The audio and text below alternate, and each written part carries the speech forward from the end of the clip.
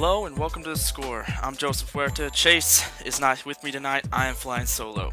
Whoever you are, wherever you are, thanks for letting us be a part of your night. So now, surprisingly, even though football and basketball are in their off season, we still have big news. But we're going to start with baseball today. Albert Pujols is out, expected to be out, pardon me, for 4 to 6 weeks with a fractured forearm.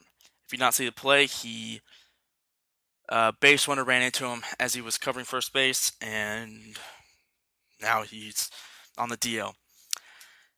For the Cardinals, that's kind of big because he's the machine. He's Albert Pujols. He is, how could I say it? He is the base of the team. How he's performing, basically how it will affect how the whole team will perform. But it is baseball, and a team can still win without their star player, at least for a little while, but you still need him to, make those hits when it counts, get those home runs, whatever he does, and just be able to be on the field and be that sense of security for the rest of the team. But he'll be out, but it shouldn't be. It should. People may. Okay, what am I trying to say? Don't make it as big of a deal as it is. He's hurt. He'll be back, so don't worry about that. The Cardinals will still be in contention when he's back, so it doesn't matter.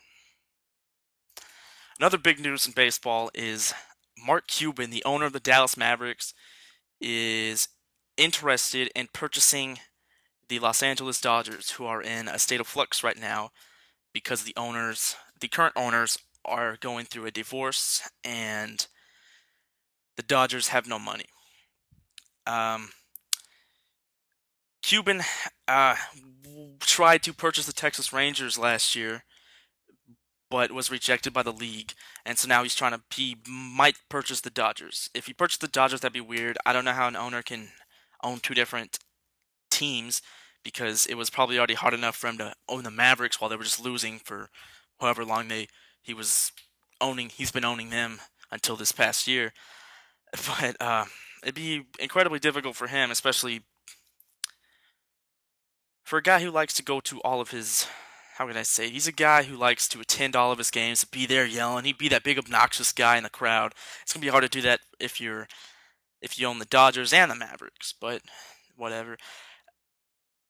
I honestly don't want him to, just like I didn't want him to own the Rangers. I think he needs to stick with the Mavericks. I don't know. It's just one of those kind of, I guess, one of the few biased things I actually have coming out of me. I just don't want Mark Cuban spreading his wings because I think he's crazy. You may not agree with that, but that's me. I think Mark Cuban is out of his mind. I think he's like a 15-year-old kid in a 50-year-old dude's body. I don't know how that happened. I don't know why he's like that, but that's just how I view him. So, now the NFL lockout. Chase and I talked about the NFL lockout this past Friday, I believe. And it was really probably boring. We just talked about how the lockout's boring and it's not getting anywhere. Owners are being stubborn, blah blah blah. The same stuff we've been talking about for the past 98 days. But yesterday, we finally got some news that the lockout may be close to ending. The owners and the players may be close to signing a new CBA.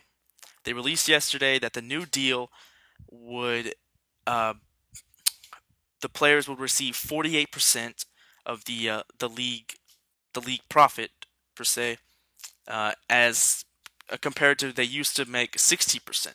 But the players feel like we can accept this because in the future the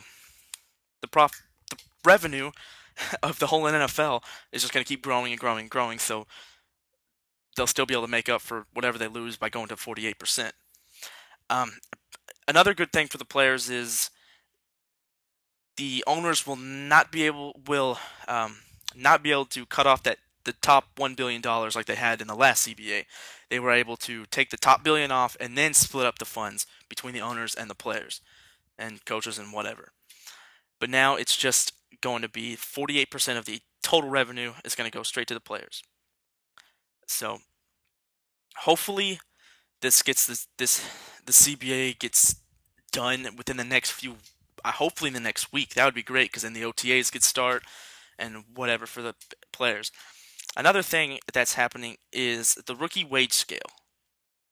They're still working on that, but they want to be able to have a cap for rookie players because I agree with this completely. You do not need to be paying a guy who's never played a snap in the NFL $50 million just because you drafted him number 1 overall. I think people they fall in love with where a person gets drafted. They take that too seriously. It's just a draft. I mean, whether he gets drafted first or last, it shouldn't matter because once they get to the NFL, if he does well, then you're going to forget about where he's drafted. But okay, I'm not making very much sense right here. I don't think that the NFL, I think that people take drafts where people are drafted too seriously. People think that just because you're drafted in the first round means you're going to be a superstar, and just because you get drafted in the 7th round means you're going to be in the NFL for 2 months and then get kicked out.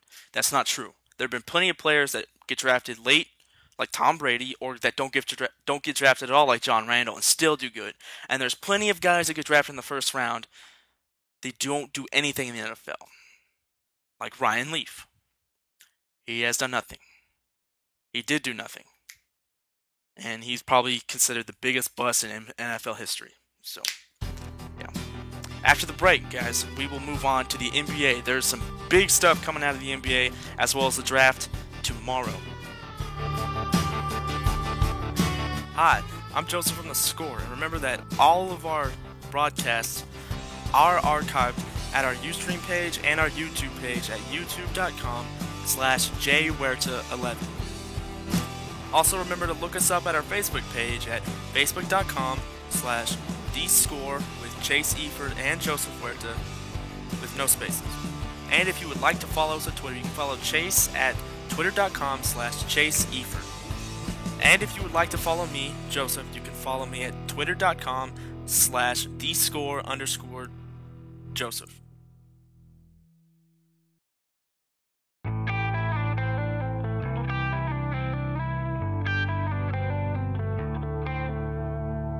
Welcome back, guys, to The Score, this June 22nd edition.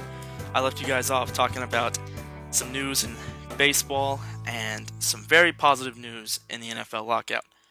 Now let's move on to the NBA. I have 2 that potentially big trades in the NBA this offseason. The first one is Steve Nash to the Minnesota Timberwolves. Now, to me, this one does make sense because Steve Nash is 37 years old. He's only got 1 year left on his contract.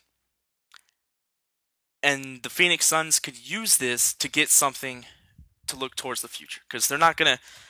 The Phoenix Suns are in no position to win a championship in the next... I'm going to probably even say maybe 5-6 years.